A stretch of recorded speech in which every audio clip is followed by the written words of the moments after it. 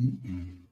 I cannot believe the difference in how much more we know today. This is our third summer in Portugal, and the amount, you forget not knowing, but it is amazing how much we know today than we knew back then. Yeah, we picked up a lot. We got the understanding a lot. We saw more things, how to solve more problems and stuff like that. I mean, like when we came and when we went to Black in Portugal's karaoke night, That's right. and That's right. That was like our second week here on our scouting trip. met some very important people that ended up being some of our closest, dearest friends here in Yes, Portugal. yes, yes, yes. And we went to, if you remember, went to catch the ferry, Oh, and the ferry was canceled, y'all. we Wasn't were, no, we was the only ones standing in front of the. well, no, we weren't. There was a bunch of us like trying to. They all had to be American. I don't know.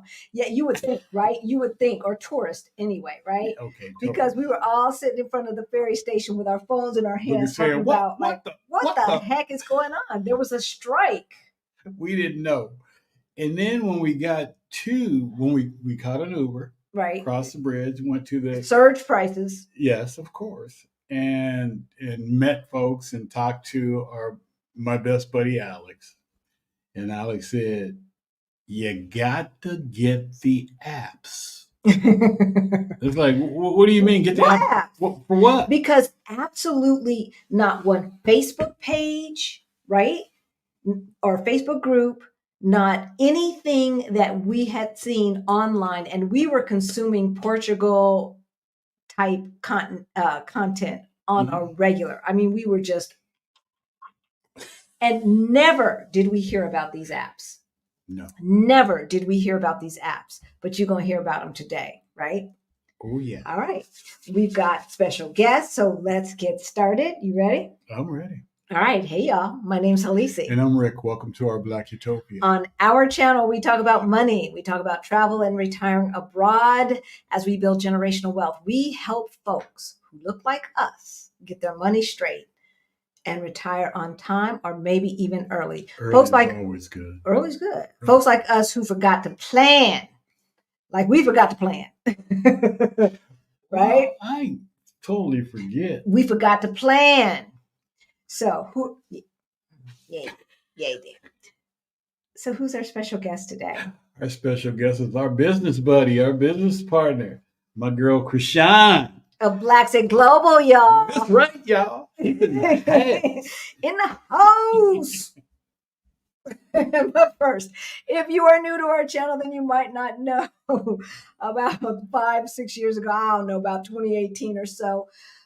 Oh my God, Rick and I got a wake up call. We had this crazy meeting with a financial advisor and we looked at our money and it looked crazy. Well, see, now you already said crazy. So yeah, I always say crazy. Yeah, but you said it with. Oh, okay. It was crazy, y'all. It was crazy. See, he's crazy. trying to get his little. He's not a comedian. Don't encourage him. Do not encourage him. All right. So it looked crazy, but about 2 or 3 years ago, right before the pandemic, we did get our financial act together. We were already getting out of debt, but we learned some stuff, y'all. We got our financial act together, and we went from negative 22,000 to over 1.1 million in net worth. So if any of that sounds interesting to you, please hit that subscribe button, hit that notification bell so that you know every single time that we go live. And without further ado, let's bring on our girl. Hey, Chrishan. Hey, y'all. How you doing? You know what? I don't have my earphones, so I can't even hear you. I heard. Oh, you did? So okay. you I was like, oh, just okay. got finished with Nomad Noir, right? Yes. It ended tell yesterday. Us about that. Tell us about that. So for the past month, I had 2 cohorts, 6 women total. And yeah, I was their fairy scout mother. So I love that. Showing them all of the beauty that Portugal has to offer. We did, I wouldn't say sightseeing, like a lot of scouting, walking neighborhoods, looking at the benefits as well as the challenges of living in certain parts of the city and or country. They got to meet some lovely Black expats during their time here. And yeah, I think they left very clear on what Portugal has to offer. And a lot of those folks, their first step was going to our Move to Portugal virtual summit Absolutely. last year. Mm-hmm. And tickets are already on sale for our Move to Portugal Virtual Summit 2024. That information is in the description below. Some of you, I know, especially those folks who came to the meetup, got a price. They got a price. Those folks who have been watching us for a while got the early bird price. But now we are on our regular pricing, and it is still less than, like, someone emailed me who had just bought a ticket and told me what International Living was charging for a 3-hour webinar. And it was Yes, I like did double see to that. triple what we are charging for a 3-hour. And this is like 2 days, 2 days, a little bit plus, right? Right? 2.5 days, some, experts, legal, tax, Right. The whole healthcare. And then you have firsthand knowledge from Black expats that are living all over this country, right? Not specifically in Lisbon, because people say, oh, I hear Lisbon is really expensive, or Porto got really expensive, or what about NHR? And yes, really there have been expensive is changes. relative. Yes, expense is relative, and also the only constant in life is change. And so the more you put it off, the more things change, right? And so the people that attended last year and may, for whatever reason, waited, obviously things have changed since last year, and that is why we decided to have this summit again, so you get the latest and greatest, because this is literally your one-stop shop for moving to Portugal. Exactly. So for those who do not know who you are, why don't you introduce yourself? Yeah, so in a nutshell, I'm Chrishan Wright. I'm the founder of Black Sit Global. I'm the host of the Black Sit Global podcast. And if you're a Black person who wants to move abroad, I'm your girl. So in our community, Black Sit Global Passport, we have an accountability group. We have, at times, a men's group, and we have workshops. But it's really geared toward helping people get from where they are now to where they want to be. So right now we've had quite a few people who have moved to Portugal. I think we're nearing about 20, maybe a little bit over that. But we've helped people move to Spain, Vietnam, Thailand. So Mexico is another popular one. We actually have quite a large moving to Mexico community this year. Last year it was Portugal, but this year I think they're kind of neck and neck.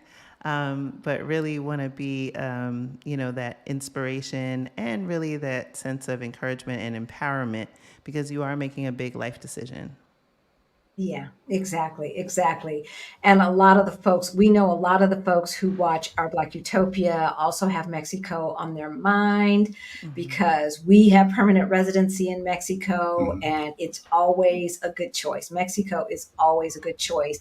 And it's familiar, right? For people from America, it is very, very familiar. So to me, it's a much softer landing than some of the other choices. So let's see who is in the chat. We've got Lillian Petty, which seems like a new name. Right? It seems like a new name. Hey there, how are you? Allison Rowe is in the house. Shanora, hello, OBU family. Karen Louise. Cheers. Looking forward to this discussion.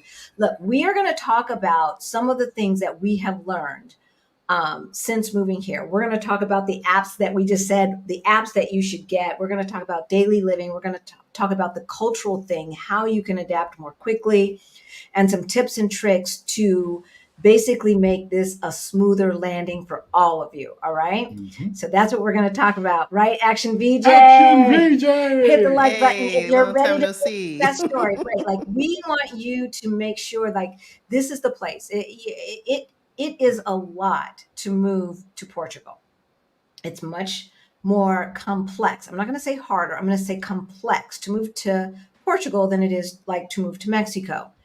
And so you really do have to want to come here. And so we're going to give you the dish today, y'all. We are going to give you the dish, the good, the bad, the ugly, and let y'all know all of the little things that we had to learn by trial and error. The things that were not in any of the Facebook groups, or if they were talked about 2 years ago and ain't nobody asked it again. And stuff like that. All right. Thank you, Jess. Hey there. Winnie. Glad you show up. Hey, Winnie. Jametta is in the house. Hey, Vicky. Vicky. Good to see you. I'm sure you got my email. Hey, Rod. Good to see you. Frederica. We 22 days. We were just hanging out with your baby girl on Friday. Yeah. So happy for you. Right? On Friday. Bobby. I'm ready to see you. Oh, that's right. You've never met her face to face. No, See, not y'all, this yet. is a Haven't had the family. I'm pleasure. trying to tell y'all, this is a family. And the community here is tight, it's thick, it's in communication on a daily, and it just makes all of the difference in the world. I don't know. I mean, Portugal is a lovely place, but I have to say that our community here was definitely one of the selling points. Right. And I'm sure the Miss Parks knows that we got it going on here, right? Oh, yeah. Love Park Connection, Park right? Connection. Hey, Meriden, Hey, haven't Meriden, seen you how in you a doing, minute. dear? Good to see you there. Hey, Tracy, Tracy. Wanderlust. So look, I got Hey, Wanderlust. Tracy, how I you got doing? Wanderlust. And the next time y'all see us, we're gonna be in Belgium, y'all. Oh, that's right. You leave this. Yeah, you'll be in Yeah. Belgium. I'll be in Spain. We're doing all the Yep. things. See, we're doing all the things, right, Nicole? Nicole Hey, is boa on the other noite, side, minha right? amiga. On the other side of the river, hanging out. Hey, Valerina, Yakota is in the Dakota, how you house. doing? Hey. Okay, this is a new name. Olainka. Olainka. I don't want to mispronounce your name, baby girl. Let us know how you pronounce it. Because look, Halisi, and I don't let Beautiful nobody name. pronounce it wrong. So I get it. When you ain't got a name that people don't recognize. Don't call me Hallie. I ain't Halle Berry or any of that other stuff. It's Halisi. So please let us know how you pronounce your name. Hey, Tracy, Hey, Killer Tracy. Queen is in the Killer house. Queen. Easton One. Hey, Ronick. Professor. She's like, hello, OBU family. Yes, let us know. Let us know. Hey, Bethany. Good to see you. Good to see you, Vicky G. Y'all, we got two Vickies in the house. We got two Vickies in the house. We got Lori and Tanya. Hey there. So happy that you are here, my season's life. This is Mary. Okay. Hey, Mary. So Mary's now got my season life. Now, okay, my season life. Is this your YouTube channel? Is this your IG? Tell us. Let us know. Let the family know Mary. so we Hey, can Mary. support. Right? Exactly. Let us know so we can support. We Yeah, need that's to her support. YouTube. Hey, That's your good to see you, YouTube. Mary. Okay. Hey, Gregory. Good to see you. Hello, everyone from Long Beach, California. California. City of Compton. All right. I used to live in Belmont Shores. I'm sure you know where that is, Gregory. Hey, Curtis. Good to see you Curtis. from Ann Arbor, Michigan. Is in the house. I love it. I love it. I love it. Okay. I'm looking. CK is in the house. We've got Bethany Bledsoe. We've got Kimberly. And of course, the tennis coaches. Nichelle. Hey there. Hey, Kennedy Man. TW. Right. Exactly. Okay. So I'm gonna. If you've got questions, see, CK is already she's already on point. If you've got questions, put a Q in front of it, and that will let me know to start so that we can answer it. A year on sabbatical from Cheltenham, England. 1 month, 2 on my sabbatical. I love it. Excited to catch you live. I'll be heading your way in October, November. Send us an email. Awesome. We will, definitely send us an email. We would love to meet with you. Hello at Our Black Utopia. Hey, Kay Renee is in the house. Teresa Igami. Hello, you folks. We love you. And we are so happy that you are joining us. Yes. As you know, Rick and I live in Lisbon. Mm-hmm. We live in the look. the maps and stuff say is the historic district, but we are outside of where the tourists are. Like there's a magic Harry Potter wall. Right? It's like the train station. You see nothing, right? And so, so for the most part, right? Oh yeah. Tourists do not come past a certain street, and so our neighborhood is relatively quiet and very local. Though we do get a lot of the parades and the sojourns that go down our main street. You know, Fat Tuesday goes down our street, et cetera, et cetera. So it's close enough that we're in walking distance of a lot of the community events, but it's far enough so that we're not dealing with the tourist traffic, because I'm a little bit of a snob right now. Yeah. don't bother me. Right, I'm happy it's September. Yay! Right? I mean, they don't bother him because he's not out there trying to do this fast walk. But I try to do the fast walk next to the castles, and when everybody and their mama is out there. Yeah. It's I've not been walking my legs off for over a month now. Even my Apple Watch was like, what's going on, ma'am? I love it. All right. So the first thing that we're going to talk about tips to make a smoother landing. These are tips that we as Black Americans need to know, because we navigate the world differently. We just do. One, because we're used to being the subject of discrimination, no matter if you are 20 or 70, you've experienced it if you are from the United States. And so our first question is always will I feel comfortable? Will I have to experience the same Karens that I have to experience in the United States, et cetera? And so to me, Chrishan and Rick, I think that the Portuguese culture is very warm and friendly. I mean, people are kind of reserved at first, right? But they're not. It's not like America where they're going to be fake friendly, like hi neighbor, and then they're planning to burn crosses on your lawn the next day. No, it's not going to be. It's not like that. Like people don't just speak. That's not a Portuguese thing. But once you pass that level, like, oh, wait a minute, haven't I seen you for the past 2 months? Haven't I seen you for the past 3 months? Right? People start to speak and this and that. And what I have found is that friendly, no. Kind, yes. Willing to help, yes. And sometimes, I'm not going to say at the expense of themselves, but definitely going out of their way to be helpful. Right? Very true. And I think people need to have patience when wanting to form relationships with local folks, because first you've got to know the language. Yeah. And you got to know the culture too. Because there's sometimes you can get misled by what's going on, how somebody is treating you, based upon how they might say something to you or whatever, and it's not that way at all. What he's not saying is we as African Americans come with our own baggage, and we always think racism. Hey, that lady just walked in front of me. And it's not necessarily that. Like, right? No, America got us out. Yes. For real though, like, how you know that America effed you up when, right? I remember, there's several things, but the first thing, and the thing that really stands out in my mind, is that here in Portugal, moms with kids and seniors, and I mean obvious seniors, because now I'm 60, I guess I'm getting senior, but senior but right?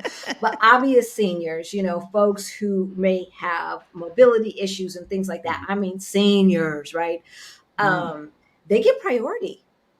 they get priority. And so in the grocery store, these people were like fussing me out for not letting them go ahead, letting them go first, And I'm like, Yeah, because we're not used to that. You just No, and America's like, I don't care if you're 9 months pregnant and you're crowning. I'm here first. right. bitch, get behind me. Get your ass up out here in that baby. Take your placenta and move. Pro what? You pro what? No, but here it's real. Pro-life is not like a catchphrase. It is an actuality in that they have made provisions to make sure that kids are, you know, um, being taken care of. Even as far as having lactating stations in the in the train train stations stations. in the metros. Yeah, that's really, yeah. Yeah. In prime, retail real estate, which in America that would not be. Oh, hell no. They'd be like, we could make how much money off of this space, and we're gonna preserve it and let this be a government space that is, a nursing room for moms, right? And then it is not unusual to see any person get up off of a front seat or whatever on the bus, the train station, whatever, for an older person. And so, I think that understanding your local culture is very, very important. Yeah. And these are the things that I didn't know. And I had an attitude. I mean, getting up for folks, there's signs on the bus. Yeah, that's one thing. But letting people where there's no signs, letting older folks go in front of you in the grocery store queue, Chrishan, I pulled out South Central on these folks. I was that obnoxious American. Ooh. But you know what? It takes a level of self-awareness. Because some people just don't care, right? There's a sense of entitlement. But at least you have the self-awareness to say, oh, wait, I'm in a different environment. I need to shift, right? Some people are unwilling to do that, and they expect the culture, and they bring, unfortunately, their American entitlement and the attributes that have not worked well for us. And so that's I commend you for being aware of it. Well, thank you. But that's not until a Portuguese person told me what the deal was. But Luckily, I had people that was there that told me like, "Hey, you might see this happen." Yeah. So these are the things, right? Like these are the things you don't read on Facebook pages. Yeah. It was a Portuguese person who spoke English that told me what the deal was. When I told her the situation, she's like, "Oh, what was probably the deal was what had happened was," right? Like she told me what the deal was. And yes, I was humble enough to hear her and listen and go, "Oh shit, my bad." My bad. Yeah. And the other day I let a man go in front of me. He had like 1 or 2 items and I only had like maybe under 10. But I was like, oh, I'm retired. Look, there's nowhere I really need to be in a rush. I was like, go ahead, bruh. Yeah. And that's another thing. When we came here on our scouting trip, we were retired, but I still had okay, so we got to be at this time at this place. I still had that mentality. Yeah. Yeah. So, I mean, even in the States, if I had some stuff and people only had 1 or 2, I would let people go in front of me. But these older folks had a whole thing full of stuff, and I only had 1 or 2 things. They be coming with a cart full, like, excuse me. Yes. Con license coming through. Right. And look, and that's just how it is. Here's another thing, and this was not you because you were so on point and so structured and organized. We came here, Chrishan, we did not even know bon dia, boa tarde, boa noite. We did not even know that. The language I barely barrier. knew that during my first scouting trip. Because I did do Duolingo, but for my first scouting trip in 2022, but I didn't know that Duolingo only had Brazilian Portuguese. And so I was like, oh, yeah, I got this. And then I was like, oh. And then when I got home, Yeah. that's when I started studying European Portuguese and I started doing Portuguese with Carla. But originally, I was like, Yeah, we went to a meal with some folks who were coming here scouting, and they had done Duolingo, and so they were like, they had their chest poked out, and they were talking to the waiter and asking for some orange juice, and I was like, huh? And he was like, huh? wow. Yeah, Because yeah. he wasn't Brazilian. I mean, there's a lot of Brazilians here who would have understand, Oh, yeah. but we just happened to get one of the servers who was actually Portuguese, and they did not understand. And I'm like, "Do you mean juice, sumos, or sumos?" And they're like, "Wait, well, Duolingo said." I'm like, "Look, that's Brazilian Portuguese. That is Brazilian Portuguese, Yeah. y'all." Yeah. But still, they were ahead of where we were. So if you want to keeping it real, we take, I take Spanish. We take Portuguese through Preply. There is a link in the description below. Preply is an online platform that allows you to take one-on-one classes. There's a 70% discount if you use the link below. I've been taking Spanish for 4.5 years, and it really, really, really has helped me learn Portuguese just that much faster. And then, of course, there's Babbel. There's Babbel, there's Memorize. Yep. Language Reactor. Write these down, y'all.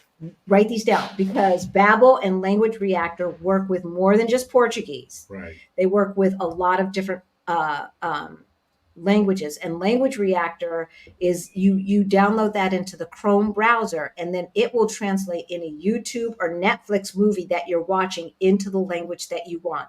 And then you can hover over a word you don't know, and get the definition or the English, the English conversion of that word. So it's Oh, really, wow. really useful. Oh yeah, you didn't know about Language Reactor? No. No.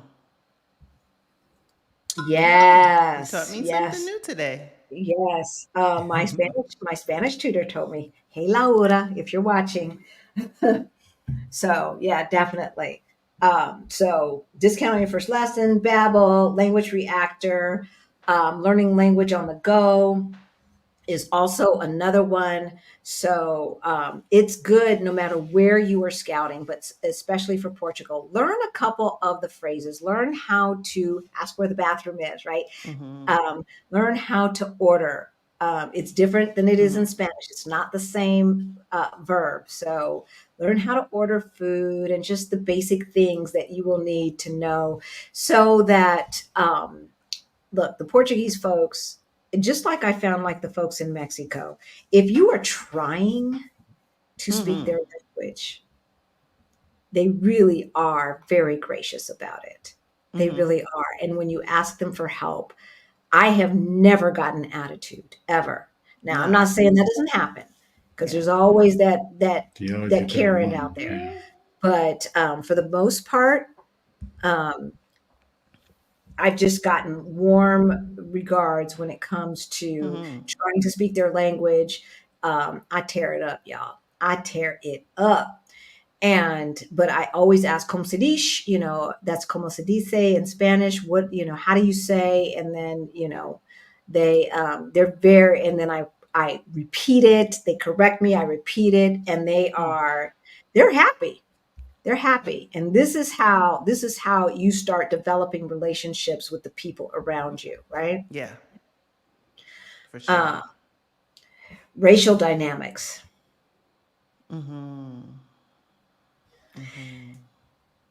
So when did you realize, Krishan? Because see, you came here 2, 3, 4 times. We came here, and after 48 hours said, "You want to move here? Yeah, okay, let's do it." Whereas you were so organized, and you had time. You came, you're like, okay, I felt it. Let me go back and see if I get that same feeling. Yeah. I mean, you had a very systematic way of doing things. So tell us about being Black in Portugal and how you felt on those different excursions? Okay. So some people know who have followed. My original destination was supposed to be New Zealand.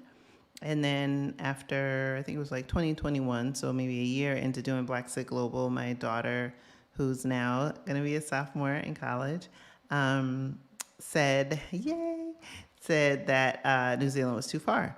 So I started looking at other countries. Costa Rica did a scouting trip. And then I came to Portugal. Maybe like 3 days in, I knew that it was for me, And what sold me on it, in addition to obviously proximity to the US, was the diversity of the culture. And I'm born in the US, lived there my whole life. This is my only first time living outside of the US. But I was struck by how diverse it was in the diaspora. I was not informed about where Portugal was on the map. I didn't realize how close it was to the continent of Africa. Right. And then I'd be on the street and someone who's Black would come up to me speaking Portuguese. And I'm like, in my mind, I was like, well, why would you think I speak Portuguese? And then I was like, oh, okay, now like I get it. And now, having been here, tomorrow makes a year since I left the States, and Tuesday makes a year that I've been living in Portugal. I've now had the benefit and the pleasure of interacting with so many people of the diaspora. And even, white presenting Portuguese people also assume that I am from the diaspora, a Portuguese speaking, a Lusophone country. And they're surprised when they hear me speak English, and oftentimes will place me as a Brit before an American, primarily. And I think this is probably worth saying to those watching is Americans in general still make up such a small percentage of the people living in Portugal. It's a country that has 10 million people. And New York City, by comparison, has about 8.5 million.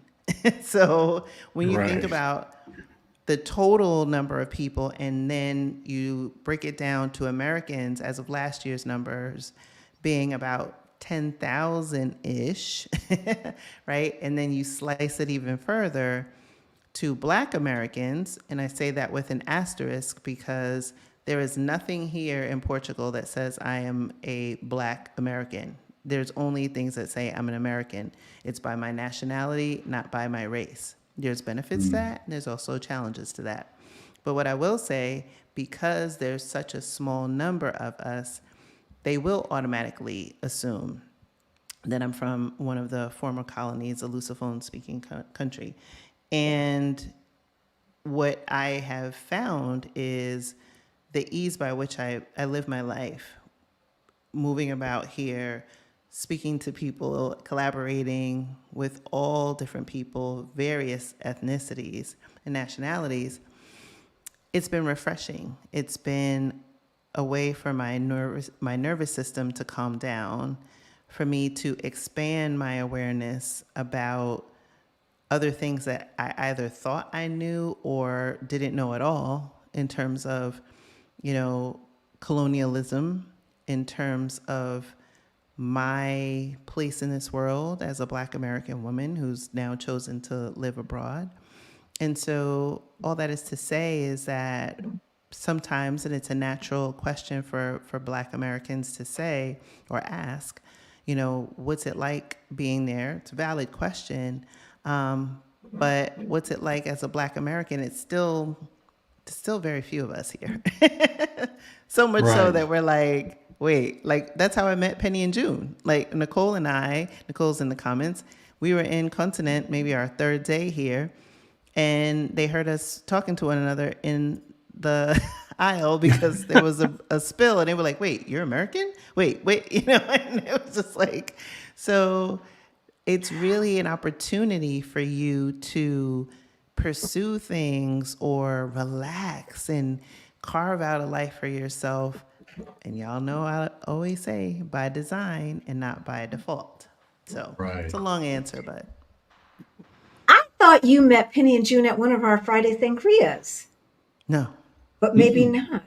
Because once they moved on the other side of the river, they were not able to come as often.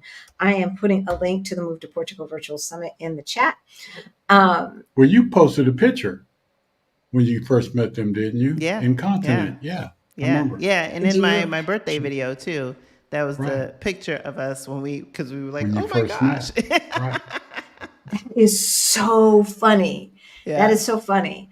I don't think that I've met anyone that way, like from just hearing them talk. Unless, I mean, a couple of tourists. So Penny, June, Rick, and I met for brunch, which turned into walking around, which turned into, ooh, let's get some tacos. Oh, it's not open yet. No Sitting down, tacos. hanging out. Yeah. Yeah, hanging out. So as we were walking around downtown, we met some Americans Mm. and had a conversation for about 40 minutes, 45 minutes in the heat because it was summertime. And lo and behold, they came back. They came back. Right. And we met with them for brunch. So, Oh, wow. I mean, other than that, like meeting Americans on the fly, that has not been our story. But I can see that over in Seychelles because it's so local. It's so much more Oh, local. yeah. I took Right. the Nomad Noir ladies on Friday, and just walking around, it's like the woman comes out, and I had met her. She's South African, and her husband. Met them maybe a month and a half ago, and I was hanging out with Nicole. And then we start striking up a conversation. I turned the corner, and then somebody else that I had seen, I think one of the contractors that worked on Nicole's place, and we're talking, and, and it's just like, Yeah. it stick out, but not in a you fit the description Right. type of way, but like, Not born I've seen this woman suspect. before. She seems familiar, and just striking up a conversation. And so there hasn't been a time where I felt like I need to be on guard.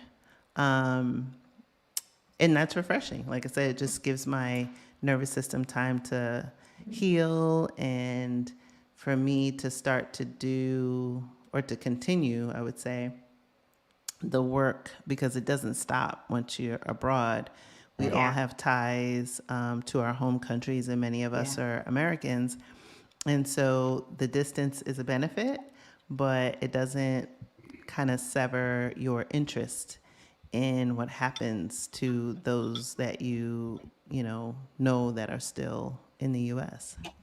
Or it's not an instant remedy to all of the conditioning that we have had, that we may be unaware of, but the conditioning about who we are and who we are in this world, right? As Africans, as folks from the diaspora.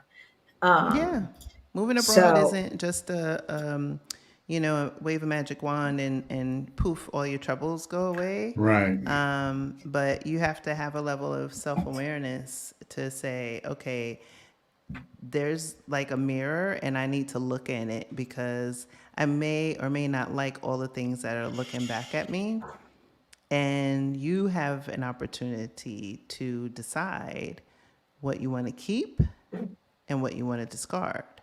This is your chance to start over. Not everybody gets that opportunity. And so I've seen people come over and they've done really well, and I've seen people come over and struggle because they carry that Americanness in every interaction that they have, because they've lived a life where they've played small and contorted themselves into doing that. And so being in an environment that, oh wow, the lid's off and I have the ability to take a deep breath and stretch my limbs, and yet they're still playing small, it's sad. It is, and understandable, but yeah, definitely. So CK says she attended the Move to Portugal Virtual Summit last year, and it was beyond informative and insightful. Halisi, Rick, and Chrishan anticipated all areas of interest regarding the Portugal move. Thank you, CK. We really appreciate that. We did not pay her for that. We did not pay her for that. Southern California. What would you say, Krishan? What's the weather like in Oh, Portugal? so I'm from the Northeast, so we don't have snow. Well, in the north, there's like a little sliver of the country where apparently there is some, but not in Lisbon proper. I would say the weather's beautiful. I'm actually surprised because this was my first summer that um, the cool down from like mid-August to now, because we're in the high 70s. I was like, wow, I thought we'd be burning up in the 90s for a while. Now, when I looked at the weather for Spain in a couple days, it's in the 90s, and good lord. Yeah, and I But think Last year last here, year, this year, oh last year, yeah, maybe in last the year when year I moved before, here, it it was was in the hot. it was still 90s. hot. Yeah, it was Yeah, still hot. Yeah, So but I was this, surprised this year. I was like, what? yeah, thank you, Daddy. Thank you, Father God. Like, look, because Yes, I was about over exactly. it. It was Teresa. We had a earthquake. This is like Southern California, right? We had an Oh yeah, earthquake yeah, last yeah, week, yeah. and Yeah, I was rumble, like, rumble in the oh, jungle. oh, earthquake. But some people are like, oh my god, oh my god, what are we gonna do? I'm from California, y'all. It would. I lived through the Northridge earthquake, right? As a matter of fact, I just sat there and looked at them. I didn't panic. I didn't do Did you feel anything. it? Oh yeah, I felt it. Oh, I okay. always feel them. I usually feel them unless we're driving, because then it could be cobblestones, right? Mm.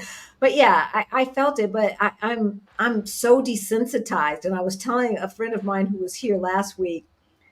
She was texting me and just thanking me again for showing her and her boo around and stuff like that. And I said, "Girl, we had an earthquake," and she's like, "We from Cali. It was no big deal, right?" And I'm like, "Yep, no big deal." Yeah, but it Um, was what, 5.4? 5.4. She's like, "Yeah, Yeah. but it was only 5.4." Yeah, It's so funny That because I've been in earthquakes that were lower on the Richter scale, but I felt more in the we States, felt more. mainly because a lot of the homes in the US are stick frame, with that particle board and all that other drywall. Whereas in Portugal, because they had significant earthquakes, 1756, another one, a couple ones after that, that they're more earthquake proof. And I'm in a new build and I barely felt it. I thought it was Bailey, my dog. I thought she was having a nightmare. And so I was like, oh, is she having a bad dream? So I put my arm to like kind of pet her. And I was and like, she's wait, calm. I don't think this is Bailey moving. And I was like, is this an earthquake? And it was Yeah, just like this. Just not like it was just I was like, yeah. It's just oh. like And then I said, oh, this building is pretty sturdy. this one too. And we're not in a new build. This is from the 50s, which to me is relatively new for. I mean, this Yeah, is yeah, Portugal, right? very. So, but I thought it was one of the trash trucks Oh coming yeah, down the yeah. street, making everything shake. But then it's like, wait a minute, they don't make everything They don't shake. I make mean, they everything make shake. noise, but they don't make everything shake. Yeah. We were in So, disbelief. yeah, I was like, oh, okay. Oh, it's an earthquake. Yeah, that's right. They got Yeah, earthquakes yeah. here. But I would say, Teresa, the weather is like, it to me, it reminds me of Southern California. Hmm. Um, in Lisbon. Now, It never rains Porto, in I've heard Southern California. California. That's right. But in the north side, like in Porto, it's my understanding. I don't live there, but we've got friends there Gets cooler. that it's cooler. So maybe more like the Bay Area, and then Mm-hmm. the Algarve. I wouldn't say San Diego because interestingly enough, I would say somewhere between San Diego and Arizona because it gets really hot. It gets hotter down there in the Algarve. Mm-mm. But San Diego, because it's right there on that ocean, and even though it's the southern part of California, it still gets foggy and stuff like that, and it doesn't get extremely hot in the summertime, which Right. the Algarve can. So this is a Mm-hmm. country, Teresa, and so from the north to the south is going to be different, but it's not that big of a country physically. Is it better to wait to retire till I'm old enough to receive full Social Security benefits and other age-related benefits, and I pay off my mortgage and see? Okay, Faithful. Wait, is this Faithful? Kind of. Faithful Jones. Yeah. So this is a little bit off topic. So we're going to save this to the last because it's not specifically about moving to Portugal, and it's a nuanced question. I would suggest that you get our Ready to Retire toolkit at least, right? Beyond the Bling, our financial course for late bloomers, also can help you with some of this. But this is a very nuanced question. And here's the other thing for our Thursday shorts. If you want us to do a case study on your particular situation, send us an email. Give us all of the facts about your situation, and we will do a case study and come up with solutions and do a little bit of crowdsourcing on what are the options to get where you want to go as quickly as possible. So I'm not going to unstar this. I will just hide it for right now. Piolio. Yes, we felt the earthquake, but not everybody. Did you feel it? I was having this weird dream and I woke up. I didn't feel the shake, but I woke up right at 5:11. Okay, so as it was ending. It was weird. It was like, okay, because I was driving. I was driving in the dream. You integrated it into your dream. I was delivering pizzas. You were delivering pizza It was so and weird. over the cobblestones. Yeah, and it was so weird. And I woke up and I was like, why am I awake? And then I looked and everybody's sending text out. Did you feel that? Did you feel that? It's like, I was That's delivering hilarious. pizza. Yeah, I did not get on the WhatsApp groups. I was like, went back to sleep. Yeah, until I got on Facebook and I was like, and then when I saw a couple people who were here, and I was like, oh, okay, it was what I thought it was.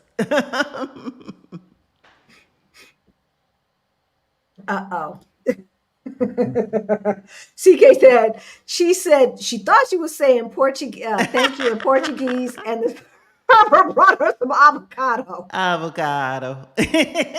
Well, wait a minute. He was with us. We were together. What happened? We were at Fauna Flora.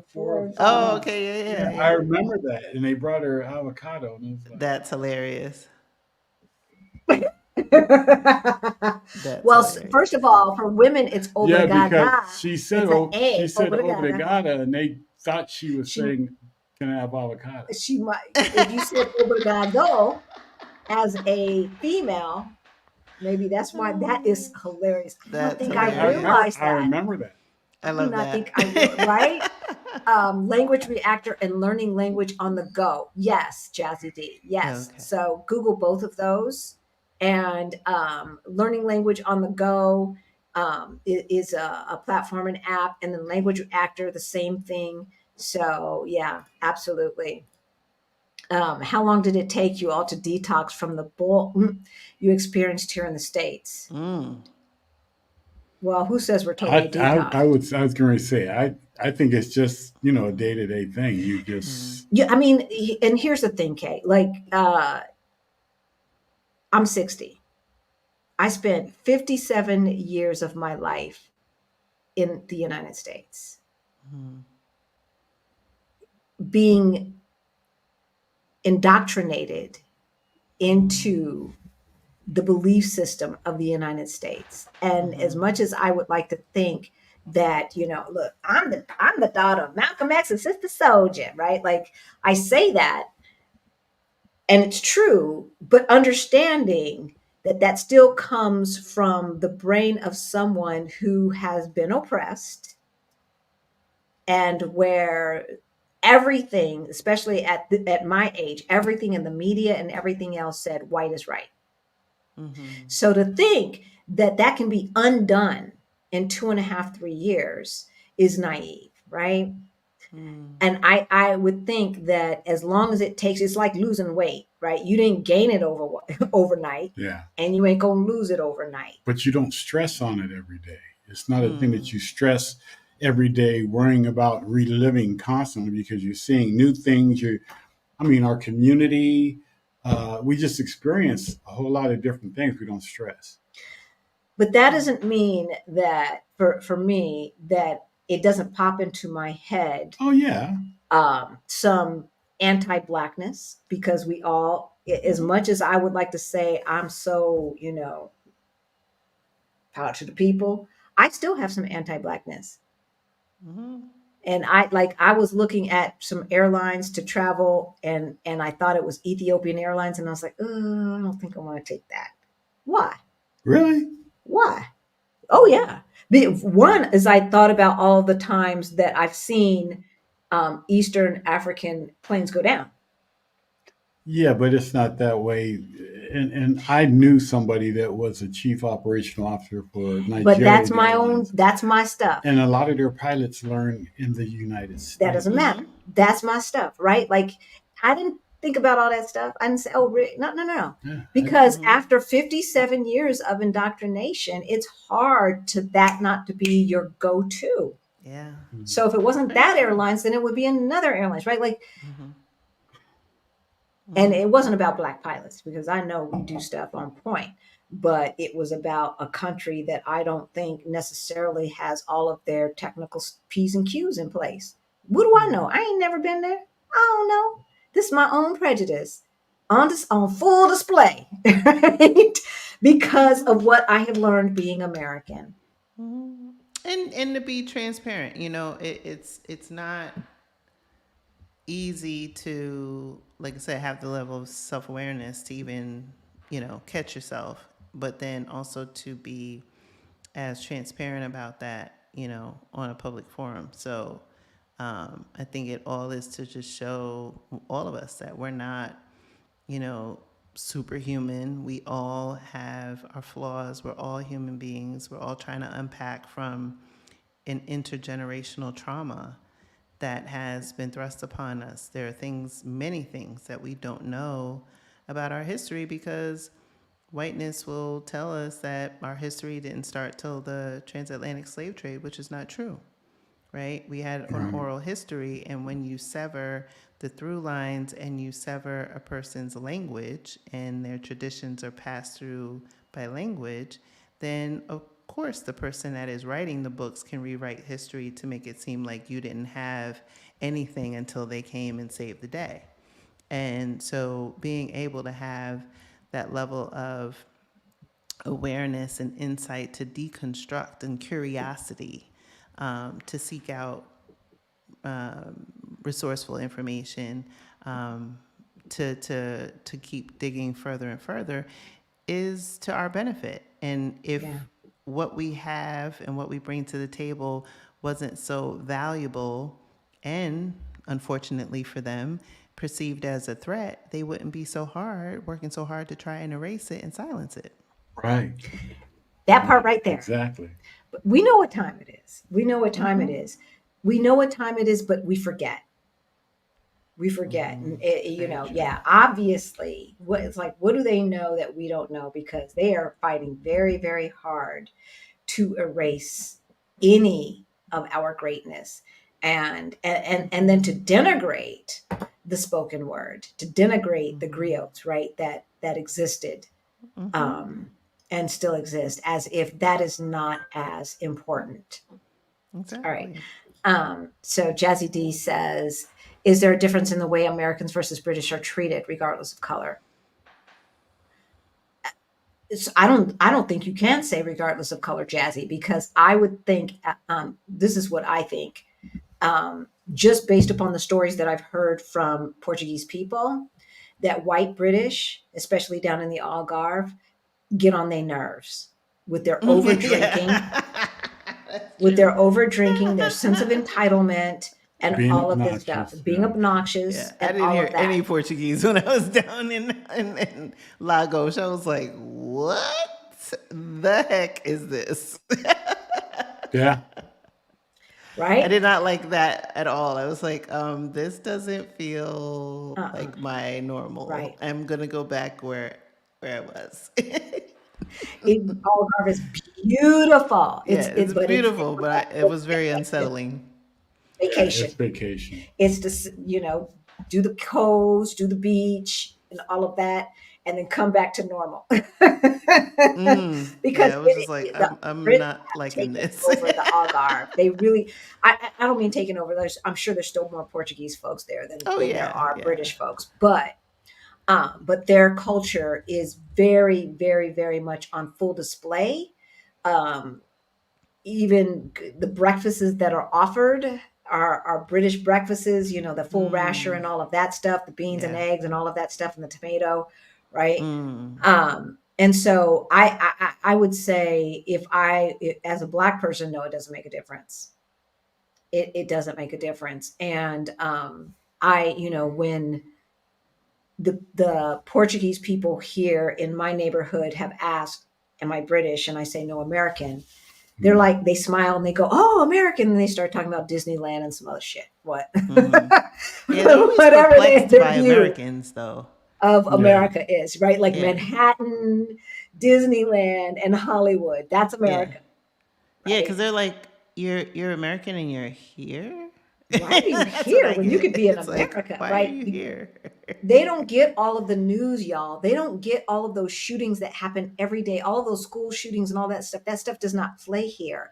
And even like, the dog race of 45 and Vice President Harris, every day y'all are getting that. You're getting the commercials and all that. We don't see any of that. We don't see any of that. So Thank they God. don't see any of that. Yeah, thank God. So they don't see any of that. And so they have a very It's uh limited.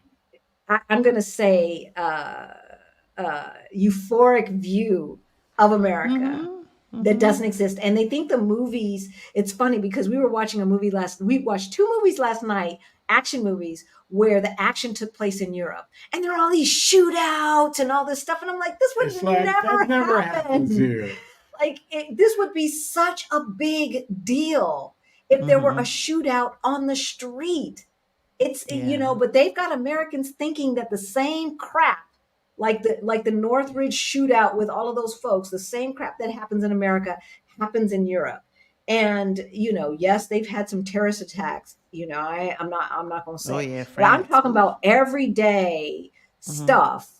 Like a bank robbery where folks are out on the streets and everybody's shooting and all Shooting of this stuff, machine and then guns and then going down. They're and driving. They got to have the race scene. and Around the yeah, Mm-hmm. curves. and the police ain't nowhere to be found. Ain't no It's like, police. oh yeah, you're gonna get some police presence if you do that over It's here. Yeah. so hilarious. Yeah, it's And this crazy. Yeah. is how your mind expands once you've lived someplace else. You're like, that Mm-hmm. wouldn't That's very happen. true. Yeah. That wouldn't happen. And that wouldn't happen. And that wouldn't happen. Mm-hmm. Right.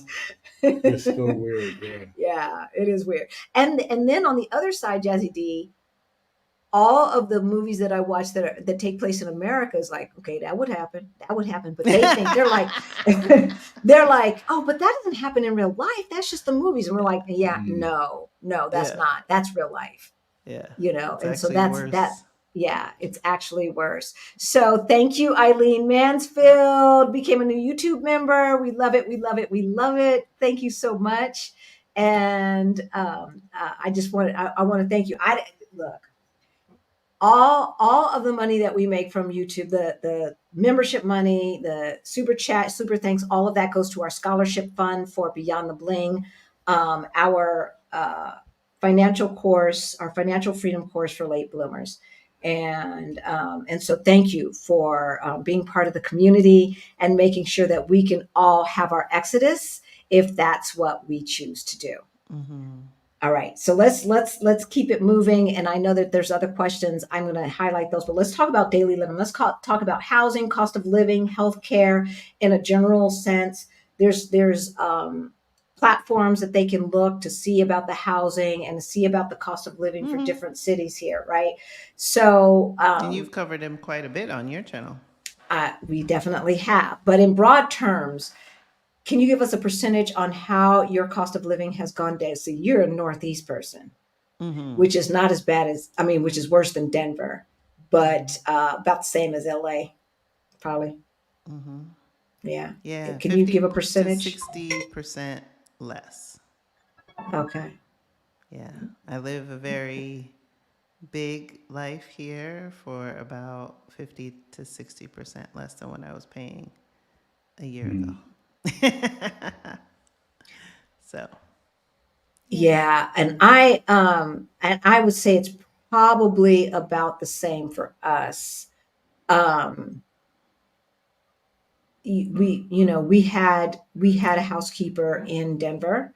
She cleaned about the same amount of space as our whole apartment here because we had a house, 4-bedroom house and all that shit. But it was filled with people, at least, between my dad and our youngest son. We filled up the Mm. house. We only had one spare room, which was my office because I had to work from home. So I you know I would say, so it's not apples to apples, but we were paying $140 for her to clean about 1,000 square feet Wow. Per clean? per clean, baby, per clean. And we had her coming Wow. every other week. Here, we pay €8. Well, she charges €8 per hour. I pay her a bit more. I always round up to the Same. nearest 10. But on average, it's 3 hours. So 8 times 3 is 24. And so I just rounded up to 30. Mm-hmm.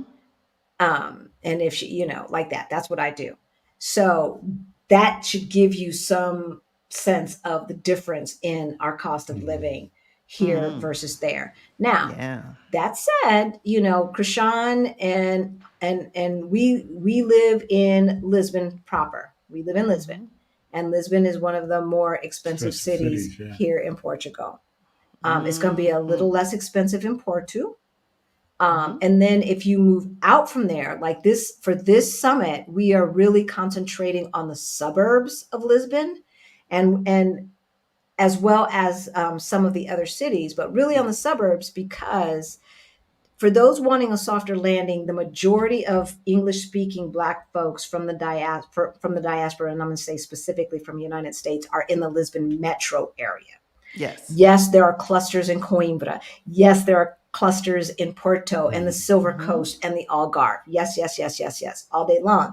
But the majority of us live in the metro area. And so we're going to have folks from all of the metro areas to give you a sense of what it's like, what the pros and the cons are for living in those metro areas, which leads us to housing. So we're going to give you, so Idealista, it's spelled Idealista. So in Spanish, it would be Idealista.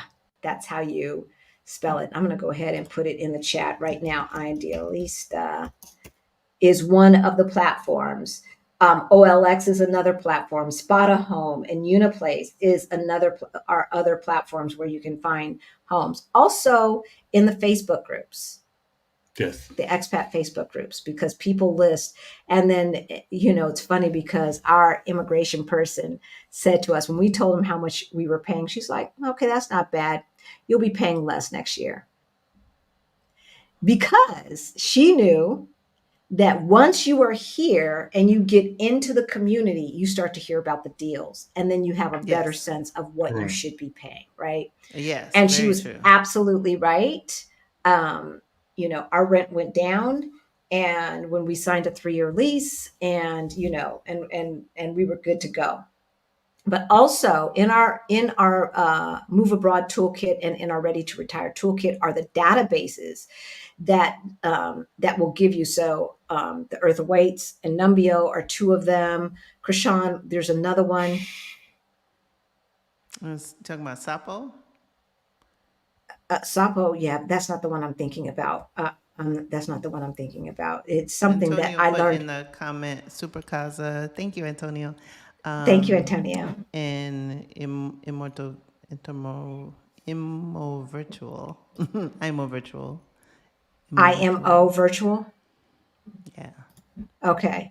I haven't heard of that one, but the one that I'm talking about, I learned from you. And now it was you. Yeah, it was one of either a podcast that I listened or one of your lives. I can't remember, but I was like, oh, I know about this. And I can't think of it right now.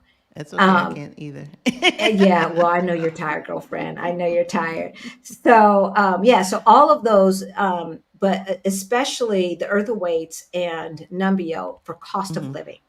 And even the suburbs of Lisbon. So if you don't want to put in Lisbon, but you want to put in one of the suburbs, a lot of the suburbs are listed, like Cascais, Hmm. Setúbal, Seixal, excuse me, they will be in the databases, and you can get an idea of the difference in cost of living. Thank you, Greta. This is not what I anticipated as far as my hair color, but I'm just playing around. I don't know what I'm doing. I don't know why you keep saying that because it looks beautiful. Thank you. Thank you. I was mixing stuff up. I didn't know It what I looks was mixing two beautiful. different colors together. And I was like, okay, what is this going to be? I don't know. I know what it's not going to be. It ain't going to be gray. That's what it's not going to But look, that's why they don't let you skip the line. Okay, because I think when it's time to get these twists back in, I think I'm gonna put some gray in these twists because I'm like, no, no, no. I You're may, not, the no, face no, may you not ain't old wrinkle, enough. but You I'm ain't like, old look, enough. I'm gonna You try and are not work old it. I'm gonna enough. try and work the system. All right. So we talked about the cultural adjustments. We're talking about daily living, the cost of living and housing, and then part of daily living, of course, is healthcare. Y'all want to write this down? It's called Doctoralia, Doctor Alia, ALIA. Um, which can give you a listing of English speaking doctors. Of course, I'm sure we're going to have Serenity at our Move to Portugal Virtual Summit. Serenity is a medical concierge service here in Portugal that concentrates on English speakers, and they do also have a list of and direct us towards English speaking doctors. So that because it's one thing to learn a language, it's another thing to learn medical terms, Mm, right? I mean, that's a I'm not whole there with different that. thing, I don't know my right? body parts yet. Right? I mean, I know some of my body parts, but not the internal ones. I know none of them. And I mean, even with prescriptions, because Tylenol is Tylenol, but it's not called Tylenol here. So acetaminophen is not acetaminophen. It's not called that. No, they have different No, names for it. yeah. Because even ibuprofen, yeah, I remember going and sometimes just adding the O isn't enough. Yeah, Right? exactly. I thought that's just what we did with Spanish. Because yeah, Exactly. because my doctor gave me some, and I asked her. I said, well, "What is this?" She said, "In America, you would call it Tylenol." I was like, "Oh, okay. Well, Ah, why okay. don't you just say Tylenol on the box?"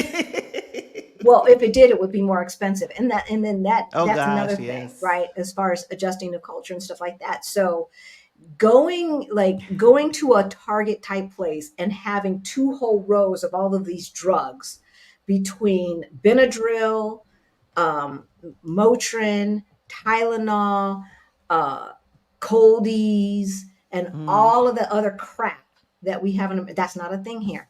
yeah, and it's not even sold in the Not sold in the supermarkets. store. You got to go Yeah, to you I a mean, gotta. drugstore. you can buy some Hmm. of it in the supermarkets. They have it in It's a little behind bitty cases. case, and you have to go to that checkout, that one particular checkout. Now at Continent, of course, they've got Wells. Wells Yeah, is yeah, owned by because that's all I Continent, so have is that's continent. Yeah. is attached to it. But like in the Pingo Dos and the Auchan, I don't even know if I ever saw any in Lidl or No, I haven't seen it in Aldi's Lidl because I have No. Lidl and or Continent are my two Aldi's. closest. But Pingo Dos and Auchan, they have a limited amount of stuff Hmm. behind a glass case. Oh And kind wow. of like a pharmacist, you Yeah. have to Yeah. go to that special line. Like, in America, if you want cigarettes, you got to go to the cigarette line. Yeah. Yeah. Same Yeah. thing. You got to go to the Oh, okay. drug See, I don't line. have an Auchan, and my Pingo is like a 15 Not minute walk, so convenient I don't go to that one. too often, right? Interesting. Okay. Yeah, yeah, yeah, yeah. So, yeah, y'all, these are Paracetamol. things. Yes. Thank you. Yes. I forgot about that. Paracetamol. See, I don't know. I That's don't know Tylenol. That's because I've got a big gallon box of of ibuprofen and yeah, acetaminophen yeah. I from got from the one too. states. I had my So friend bring it for my birthday because I was tired of paying yeah, and it's for, I forgot expensive. what I was Yeah. paying for like 8 pills. And I'm like, what? Yeah. I'm Yeah, like, and I could that's get a whole like trough full. yeah, Oh yeah. exactly. I mean, you can get a big box of Alka-Seltzer from the States, and then you go get a box of Alka-Seltzer here, and it's Yeah, small, and it's like, oh my god, And it's I'm and and wild. paying and, 11 euro for and it this costs the amount Alka-Seltzer. of the big one. Yeah. It really does. So that's another thing, y'all. Yeah. Um, you know, the personal care products that are imported, the American brands, um, and drugs, over the counter drugs, because if it's covered by H&S or the National Healthcare System (NHS), Mm-hmm. then it's inexpensive. The things that keep you alive are inexpensive. But if you got a headache, you're gonna pay. Mm-hmm. You're gonna But you pay. know You, what? you better drink some The water U.S. and call it a culture day. is very, what I've observed is the U.S. culture is, it's not healthcare, it's sick care. And just like Yep. people are tied to their identity and their work identity, they're also tied to their illnesses.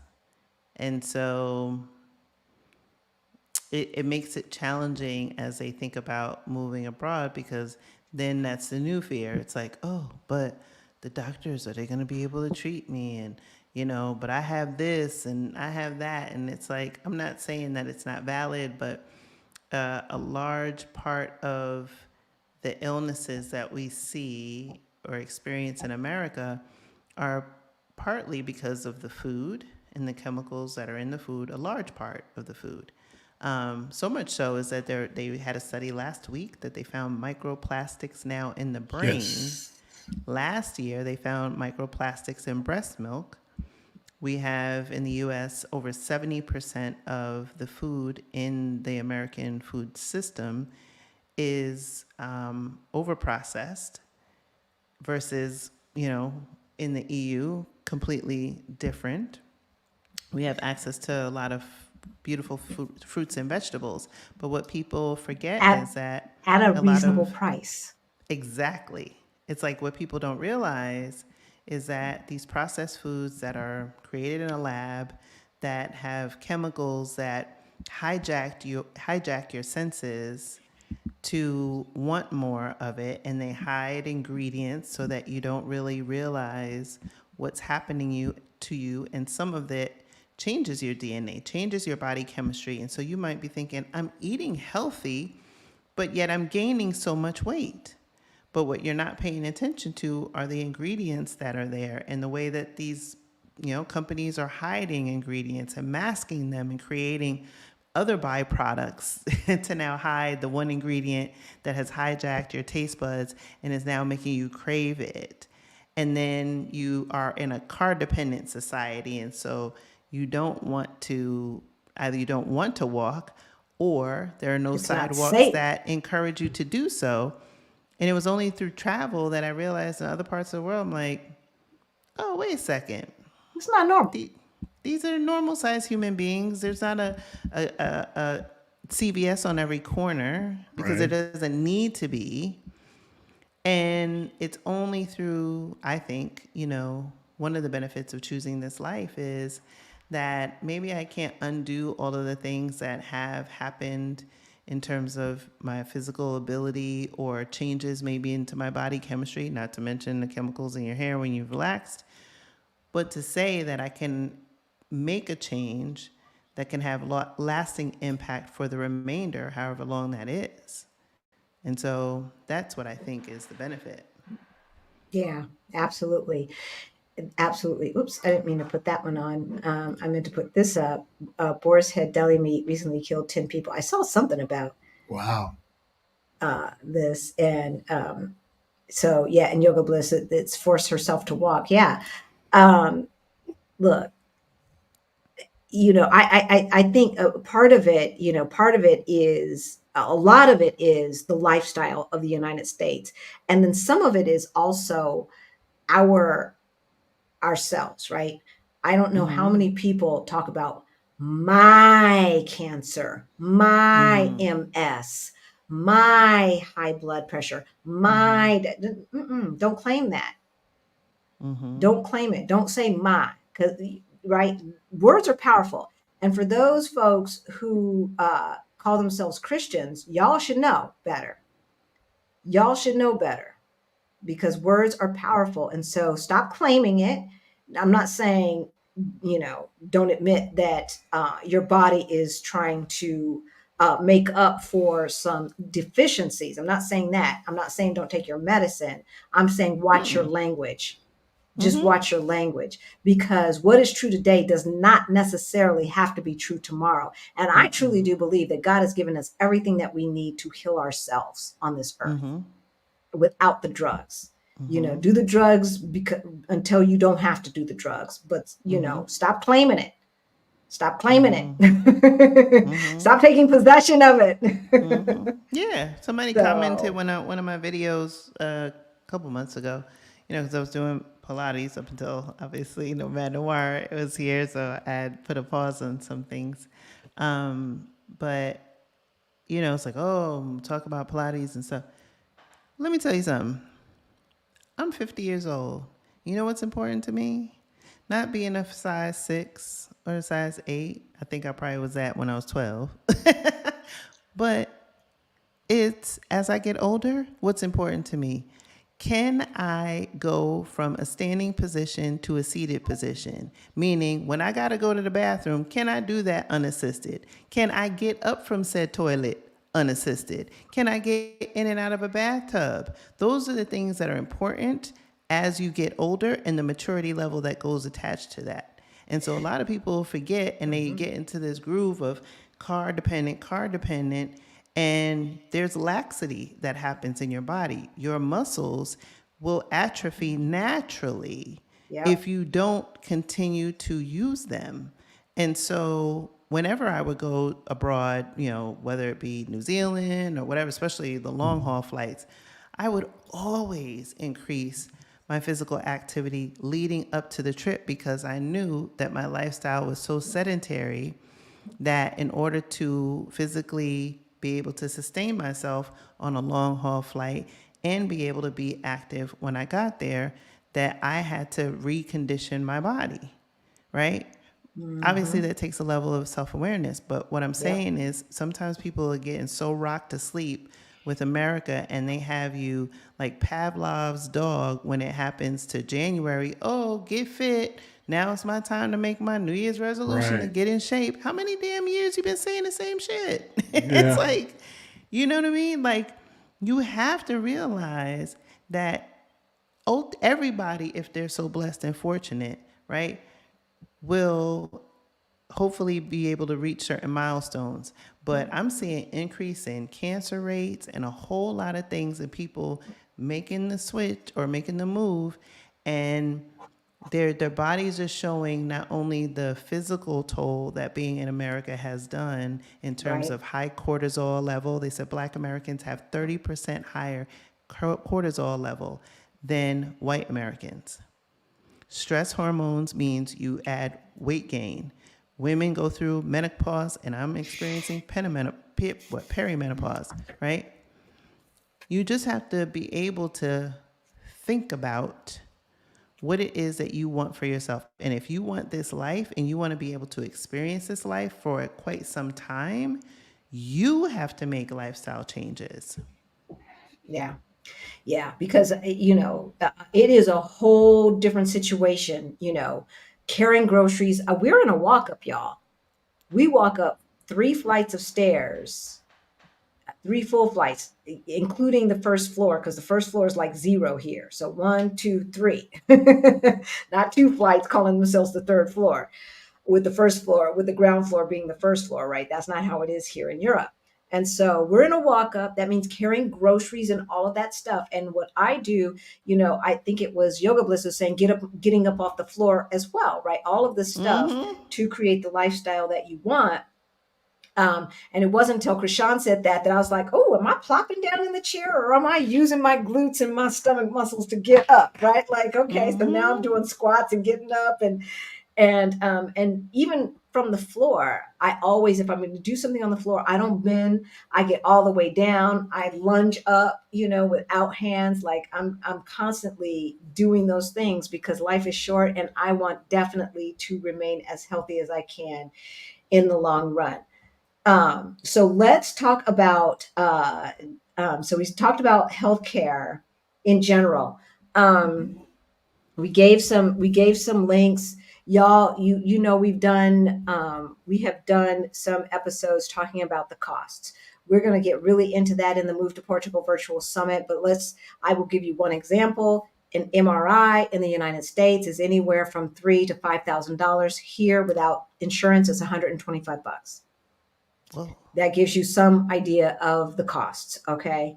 And so regardless of whether you have insurance or not, private healthcare insurance or not, for what we are used to paying as Americans, you can pay out of pocket.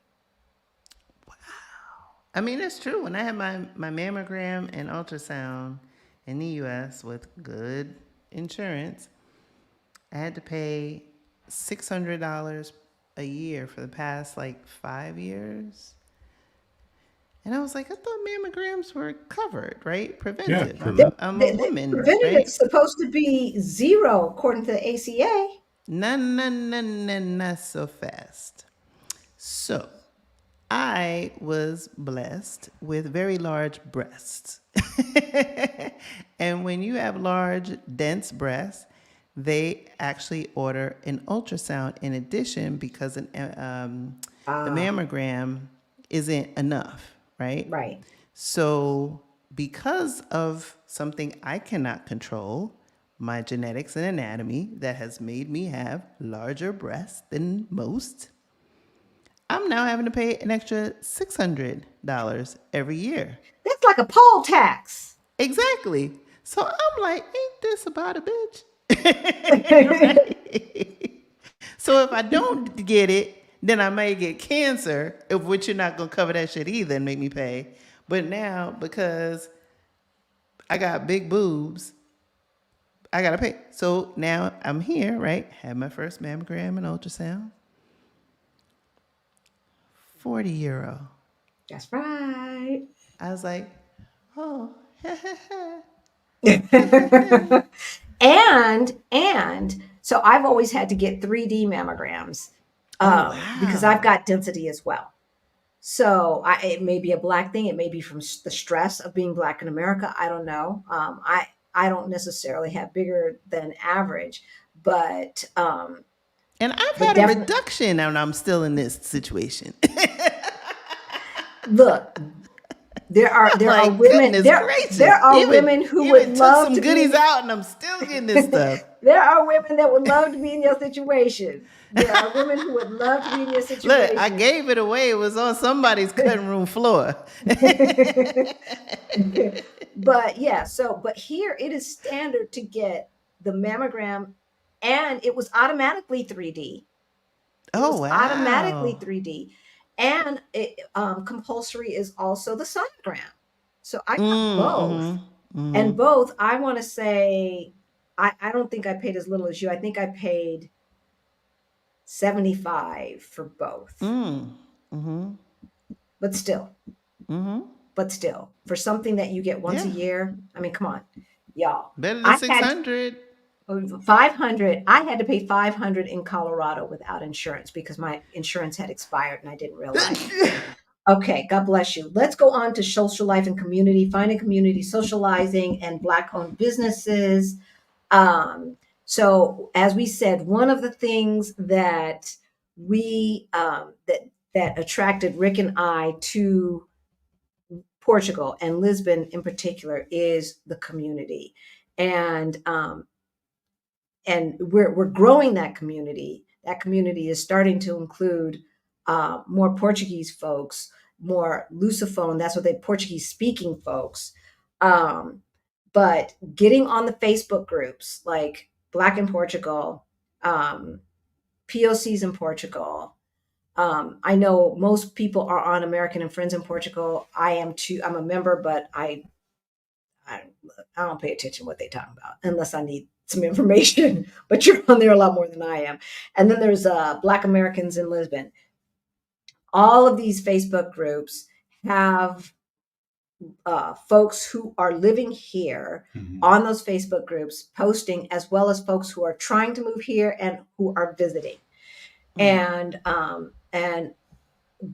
both, I know Black Americans in Lisbon and Black in Portugal both have events, some free, some paid, on a regular basis. So you want to get into those groups and make sure that you are at those events, because we show up. We show up to those events.